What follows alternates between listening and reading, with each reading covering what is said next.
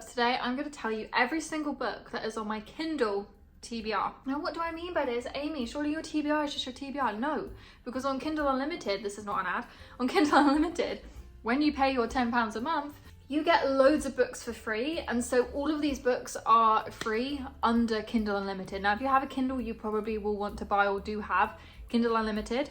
You don't need a Kindle to read these. You can buy Kindle Unlimited and then read them on your phone, on a tablet, whatever. As long as you have the Kindle app, you can read it on anything really. Essentially, in my mind, these books are free. Anyway, these are basically a list of all the books that are free under Kindle Limited that I want to read and that are potentially, you know, could be my next read any day on Kindle. Now, yes, I have a Kindle, but I also read on my phone. Often when I'm like going out and about, I will read on my phone. So I'm just gonna go straight in, okay? You can buy these books physically if you want. If you want to add these to your TBR, you can get them physically, but also just know that they are free on Kindle Unlimited if you want them. So let's get into it. First off, A Touch of Darkness. This is also free on Audible, and I'm tempted to read the Audible version. But this is a Persephone and Hades retelling. What do I know much past that? Not that much. However, Persephone and Hades retelling, give it to me anytime, any day, love it. I've seen mixed reviews about this one. A lot of people say that it's very Wattpad-y, it's very YA, it's quite young. But I don't know, I don't mind that so much, as long as the actual, it just really, for me with a Persephone retelling, it just depends how they make the characters, how they make Hades, and things like that. I think I will read it as an audiobook because I quite like to hear Hades' voice. Then we have These Hollow Vows. I've seen this everywhere online. It's got very mixed reviews, but I want to try it. This is apparently, they say it's like acotar meets The Cruel Prince, okay? I obviously am an acotar girly to my core, so it sounds perfect. And it's got fae in it. I mean, you know, give me a book with fae in it and I am sat. I'm ready, okay? It's about a girl who is caught between two treacherous fairy courts and their dangerously seductive princes. It's kind of like a love triangle mixed with acotar and mixed with fae. I mean, perfect. We have Metal Slinger. I actually don't even know what this one is about. All I know is that this has absolutely blown up recently with everyone talking about how great it is. So very, very excited, very high hopes for this one. I honestly don't understand anything from the blurb either. But I will put the blurb up here so that you can read it. I'm excited, okay? A lot of times I'm like, oh, this person says this book is good, and I've also liked other books that they like, so I'll probably like it, you know? Then we have Court of Winter. This is very, obviously, winter vibes, snowy vibes. So I'll be reading this November, December, hopefully. And this also has fae, and it's all about the Crown Prince of the Winter Court, and his magic, and how it's kind of enemies to lovers. I mean, enemies to lovers, fae, fantasy romance. I also love when there's like a really strong female main character, and this book has very much been marketed as the female main character being very strong and like strong-willed, so love that. Then we have Daughter of No Wells by Chris Broadbent. This is also a free audiobook. Now the reason this is on my list is because I love Chris Broadbent's writing. I read Serpent and Wings of Night, which is by her, and I really like the writing. It was probably a 4-star read for me, but I really just like how she writes, so I'd like to read other books by her. This one is kind of giving Throne of Glass. It's a former slave fighting for justice. And she's ripped from a forgotten homeland as a child, and she basically wants to save her friend who is in trouble. And basically everyone's saying that if you like Sarah J Maas, if you like Raven Kennedy, you will like this book. And guess what? Those are my two favourite writers at the minute. You know, they do my two favourite series, so perfect. Then we have The Ashes and the Star-Cursed King. This is the second book in the Serpent and Wings of Night series. I've read the first one, and I've read the novella Six Scorched Roses. The third book is also now on Kindle Unlimited. All of the series is. I read the first book physically, the novella on the Kindle when I realised it was on Kindle. I'm excited for the second book. The first one ended on a really good cliffhanger, and it was a really good vampire world that was built. So I'm excited to read the second book and find out more about the vampires and the characters. So yes, it's definitely on my list. And then the third one as well after that, if I like it. Then we have the Married to Magic series. I read Deal with the Elf King probably a year ago now, and I enjoyed it. It was probably like a 3-star read. It wasn't anything too crazy, but it was fun. It was fairly short. I like the writing, and basically she has other books in the series that are kind of standalone. So that was Deal with the Elf King. We also have Dawn of the Wolf Knight, Duel with the Vampire Lord, Duet with the Siren Duke, and Dance with the Fey Prince. So it's kind of got all these fantasy characters that I really like, all of those. And so because they're kind of standalone, you can kind of read them in any order. So I'm excited to read those. I think I'll read the vampire one next. But yeah, they're kind of standalone fantasies. You know what's happening. This woman seems to be married or whatever, like off to this fantasy person, whether it's a vampire or a siren or whatever. And I feel like, or at least the first one was kind of obvious where it was going. It was kind of all very, you know, happy ever after, and it was kind of all obvious, but I kind of like that, you know, it's kind of like an easy, it's not a cozy fantasy, but it's an easier fantasy, and I think those are kind of good stories to pick up in between other ones, so that's why they're on my TBR. Those are all free on Kindle Unlimited. Then we have Magic Study. I read Poison Study physically and got it signed, amazing, love Maria. However, I realised that the whole series is on Kindle Unlimited, so I will be reading the rest of the series on Kindle Unlimited. I'm excited to read the next one. The first one ended well. It ended on like a small enough cliffhanger that I wouldn't mind if, I've kind of forgotten, so I wouldn't mind if I didn't read the rest. But I did really enjoy the first one, and I really liked her writing. It was YA, but not too YA writing, if that makes sense. Like, it suits the YA genre, but it didn't feel too young. So I'm excited to read more. The first book is very Throne of Glass, but this was before Throne of Glass was written, in that she's sort of this like assassin. She kind of gets her freedom instead of being killed by becoming the poison taster, the taste tester for the commander. The second one, not too sure what happens. Well, I know what might happen, but I can't tell you without spoiling it. So, and this is a long series, so I'm going to start the second one, see how I go, and then that's what I like about Kindle Unlimited. I don't have to buy the whole series, and if I want to end it after the second book, then I can. You know, I don't have to read further.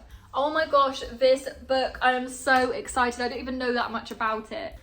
Quicksilver, everyone is talking about. Everyone's talking about the audiobook, and I am tempted to buy it, but we'll see. Everyone is saying how, like, I've seen a lot of people say how it's like their next acotar, you know, and that is crazy. That's a big claim, so I'm excited.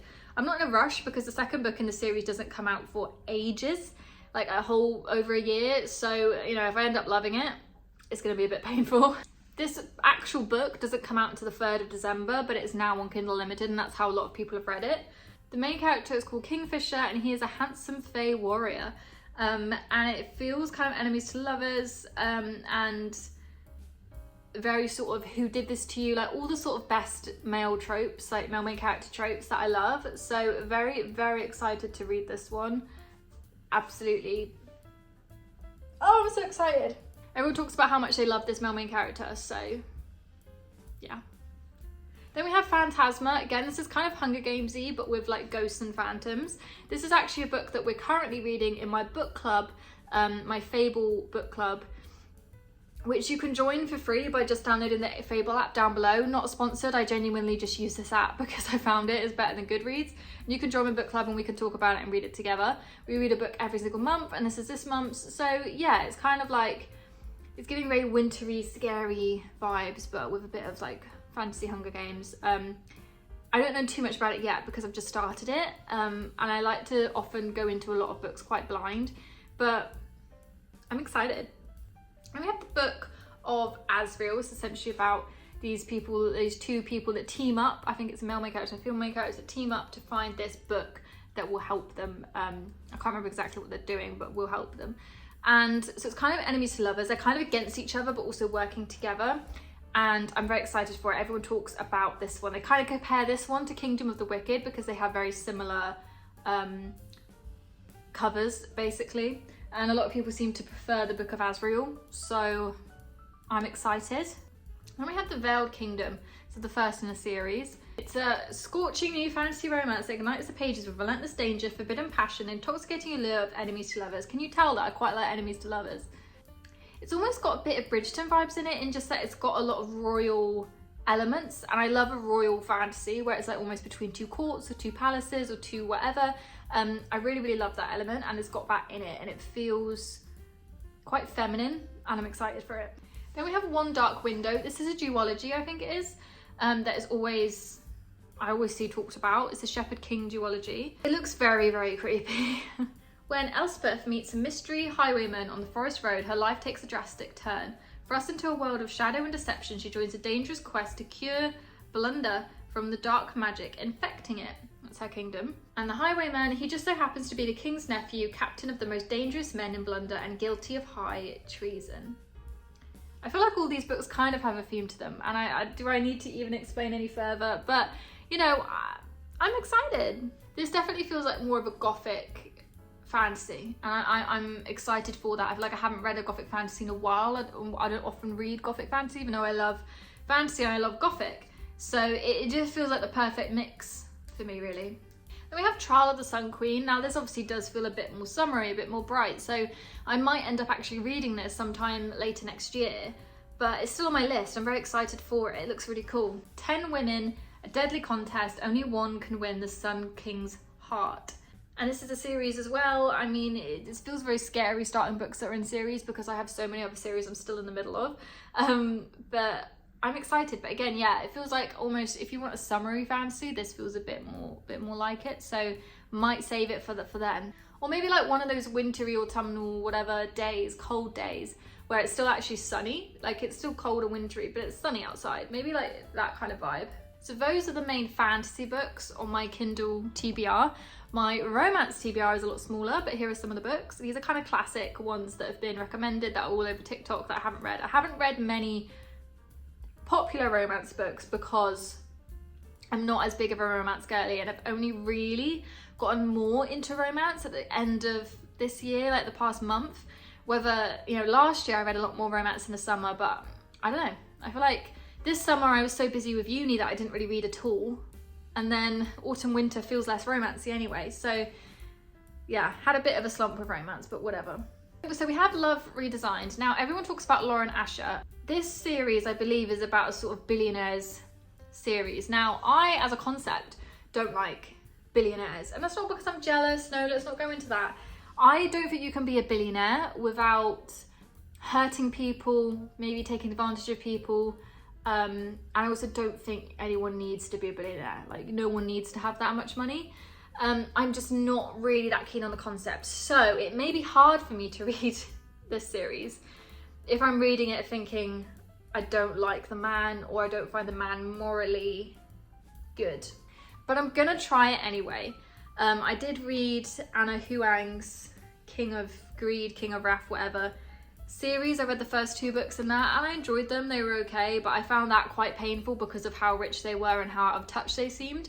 And I know that that's kind of the whole point, and that that is relevant to their characters, but it was just painful at times.